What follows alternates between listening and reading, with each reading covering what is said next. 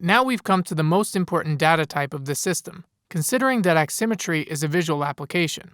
This data type is the video, which is designated with the yellow color. It can be any image content generated by the modules. One of the simplest tools of producing image content is the video player module, which plays a video file. So on its output, we can see the contents of the video file. The image content can be received from an external source as well, from cameras or from other types of studio equipment. And of course, it can be content generated internally by an Aximmetry module. A simple example is the Perlin noise module, which generates the texture of a given size, filled with Perlin noise. Let's examine the pker of the video signals. In its header, we can see some of the properties of the image. First of all, its size and its pixel format. On the output of the image generator modules, we usually encounter two kinds of pixel formats. The first is the most fundamental one, the 8 bits per channel RGBA format. The other one usually can be produced by turning on the HDR out switch that is found on most of the generator modules. It's a 16 bits per channel floating point format. The letter F in the name of the format indicates floating point. Its first benefit is that the intensity range of the channels are much bigger than the usual 0 to 1 interval, thus can be used in high dynamic range context. The second benefit is that it provides a higher precision, which can be important when working with fine color gradients. There are a number of other pixel formats. We can encounter these when we load different kinds of image files. For example, let's choose a wood texture here. It has the DDS extension, which is a DirectX specific file format. Let's drop it into the editor. Upon this, an image module is created which is preloaded with the image I dropped in. If we look at its output, we can see it has the BC1 pixel format. It's a DirectX specific compressed format. Also, we can see a +MIP tag, which indicates that the texture also contains a series of MIP maps, which can be beneficial when the image is scaled or applied as a texture on a 3D object. If we load an image of a usual file format like JPEG, PNG, TIFF, etc., we usually get the basic 8-bit RGBA pixel format. However, some of these file formats can store 16-bit or floating point images. In these cases, we get the appropriate pixel formats. There is a special file format invented specifically for storing HDR images. Its extension is also HDR. Upon loading it, we naturally get a 16-bit floating point pixel format. By the way, this image is a light map generated by a 3D modeler software. Let's return to the image generator modules like the Perlin noise. Usually, these have an outsize property, which is for specifying the size of the result image. For example, let's make it 5600 by 400. We can see the result. The sizes can be specified up to 8K. In the case that we only specify the width, let's make it 800, and we set the height to 0, we get a square-shaped image. If both sides are 0, then the current default frame size of the system is applied. Currently, it is 1280 by 720, also known as 720p. This default frame size can be specified in the Preferences window, in the Rendering section. If I now change the frame size to Full HD, the generator module will output a Full HD image. We've seen before that turning on the HDR out switch results in generating a 16-bit floating print format image. In the Preferences, we can specify that we want a 32-bit floating point format instead when HDR images are generated. If we turn on this checkbox, we can see that the resulting image contains 32 bits per channel. In certain cases, when we need very high precision, this can be beneficial. Usually it's not needed, and also it puts much more load on the GPU when rendering a 3D scene. So let's return to the 16-bit mode. In the video pker, several of the other attributes might appear in addition to the pixel format. For example, here is our mini scene we've seen in the previous chapter. We have a camera here which looks at a single cube. If we bring up a pker for the camera output, we can see it's a basic 8-bit RGBA format image, but we can spot a ×4 tag. It indicates that the 3D rendering is performed with a 4x anti-aliasing. On the output of the camera, the full 4x image information is preserved and can be used by certain post-processing modules. We can also see a +D32F tag, which indicates that a depth map is associated with the image. It contains the depth information generated during the 3D rendering. It's a single-channel 32-bit floating point format image, and also has the ×4 tag, since the anti-aliasing setting is also applied on the depth map. Depth map can be used in certain post-processing operations, but it also can be extracted directly using the depth scaler module. If we wire the camera into it, it separates the depth map from the image. Let's expose it to the output. We can see that the cube, which is closer to the camera, appears as a dark region. But to see the finer depth differences, we have to narrow down the displayed depth range. Now we only see 0 to 7 meters depth range, and we can clearly see the increasing depth along the side of the cube. But why is this image red? The reason for this is that the system uses a single-channel pixel format for the depth map to save memory space.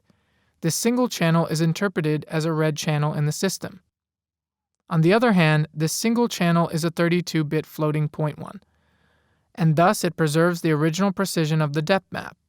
We can also spot that the plus D32F tag is still present with this image, which means that the original associated depth map is passed through the module unaltered. This behavior is typical among the post-processing modules. Even if I insert a blur, though the image itself is distorted, the depth map is still passed through. This preservation of the depth map can be beneficial if we use a depth-based post-processing step later in the chain. Let's examine how the different post-processing modules affect the attributes of the image. Let's generate a vertically elongated image with the Perlin noise, for example, an 80 by 700 one. If we wire it through a simple post-processing module, which only has a single input and a single output, for example, the blur, both the size and the pixel format of the image are retained during the operation. But there are modules that mix together two or more video inputs, for example, the Blender module. Let's wire two different inputs into it. The first is the picture coming from a video file. Its size is 1280 by 720 and has an 8-bit pixel format. The other is coming from the Perlin noise and has an 80 by 700 size with a 16-bit format. What is happening here is that the result image will inherit the size of the input image with the larger area. In this particular case, the image coming from the video file is the winner. Regarding the pixel format, always the higher precision one is selected, in this case the format of the Perlin noise image. Let's expose the result to the output. Since the size of the video file image carried through, the Perlin noise will be the one that suffers the stretching. The logic behind this is that in many cases we have a secondary image, for example, a mask or vignette that we want to blend onto an image content, but its resolution or aspect ratio is not necessarily identical to the same properties of the image. In these cases, we can wire the mask into a blender without worry, because it will be stretched automatically. If we do not expect this behavior, and we want control over the resulting size, we can use placer modules to resize the inputs. We have to wire both inputs through a placer. Now we can specify an identical output size for both placers. Now let's leave it 0, 0. Thus, we will get the system default frame size for both images. We can see that during the blend, the Perlin noise image retains its aspect ratio. Let's return to the still images coming from files. We drag and drop a JPEG image into the editor. We get an 8-bit per channel RGBA image that means a total of 32 bits per pixel. Suppose we want this image in a more compact format. It's not only beneficial from the perspective of GPU memory space, but the rendering itself is faster since the GPU has to move less data. Let's make a compressed BC1 image. One method to do this is to convert the file itself into DDS format, and we use this instead of the JPEG. But the system provides settings for on-the-fly conversion as well, meaning that the conversion automatically happens each time this JPEG image is loaded. The image module has an image file property. It specifies the path of the source file. By clicking this 3 dots button, we get a file open dialog where we can change the image the module contains. Now let's leave the original image. At the right of the property box, there's a little arrow button. It opens a dialog where we can specify several conversion attributes. To change the pixel format, we simply turn on the convert switch and choose the desired target format. A number of formats are available. Now we want to choose the BC1 format. There are two of them. We want the one with no alpha, since the JPEG image does not contain alpha information. We click OK. The conversion is performed immediately. If we bring up the pker, we can see that the format has changed to BC1. Now if we save the compound, the conversion attributes are saved as well. So next time we open the compound, the image will be converted upon loading and placed into the GPU memory in BC1 format. If any conversion attribute is set for the image, the little arrow is shown in blue.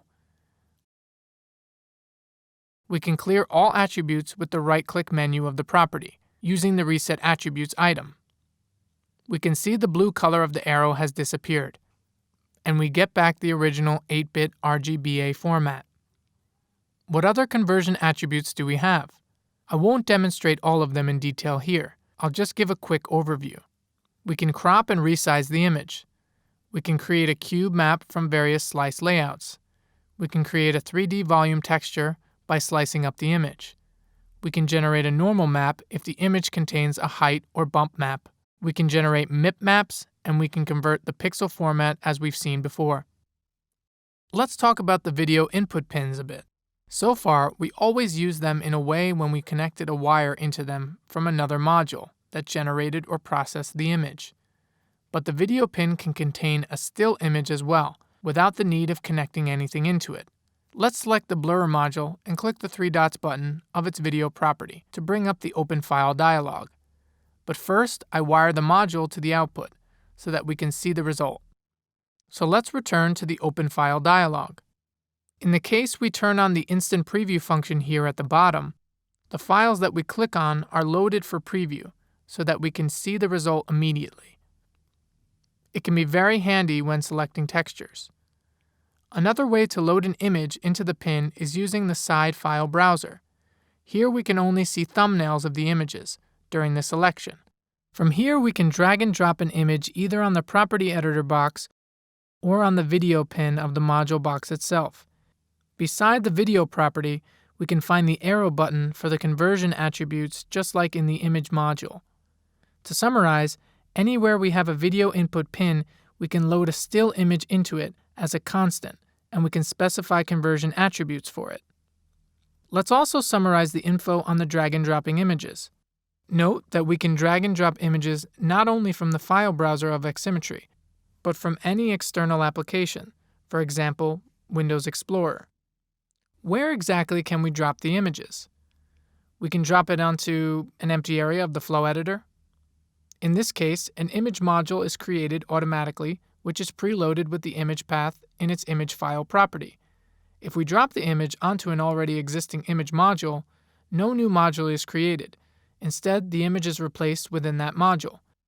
For any given video input pin, we can drop the image either onto its property edit box or onto the pin itself on the module box. We can also drag and drop an image from a property editor.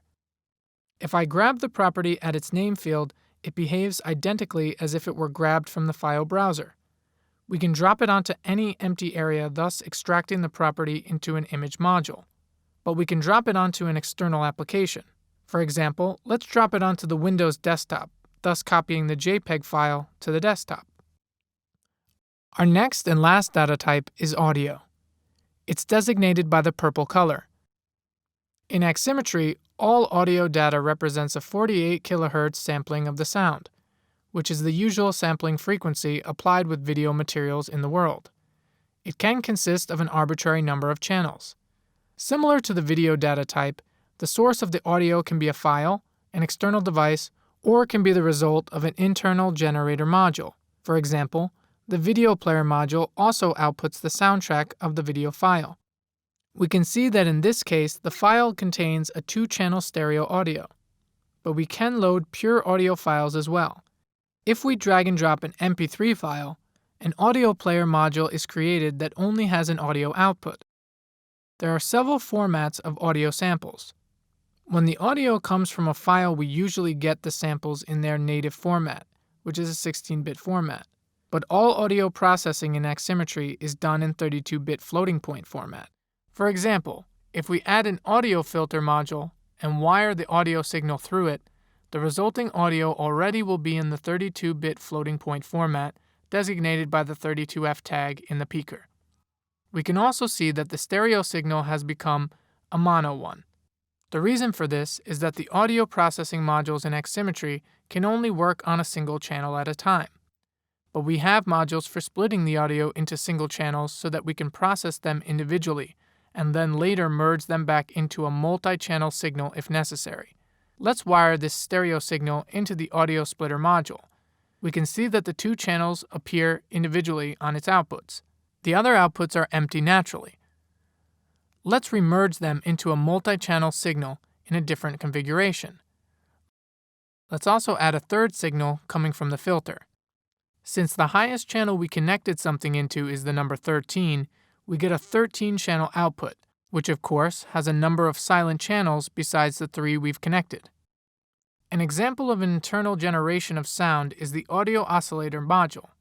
It can output various waveforms that are conventional in the world of synthesizers, with an arbitrary frequency. Then we can process it in various ways. For example, we can wire it through a filter, we can modulate the cutoff frequency of the filter with the LFO, and so on. This way we can put together a moderate modular synthesis. How can we hear the sound? A simple way is to use an audio out module. We have to specify a DirectX output device here. But if we have special video output equipment, for example an SDI card, we can pair an audio signal with the output video. Let's suppose that our output number 1 goes to an SDI device. Now if we expose an audio as well, it is paired with the video directly above it, and the audio goes out on the SDI cable together with the picture. In the case of the video player and audio player modules, we don't have to use an audio out module to hear the sound on our PC. They can play the sound internally. We can see this little speaker icon on the modules. If it's turned on, the sound is played without any wiring. We can select the target audio device in the player's property.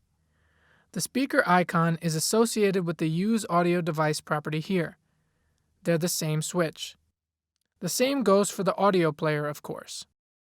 And this concludes the tutorial of all the data types that can be used in Aximmetry.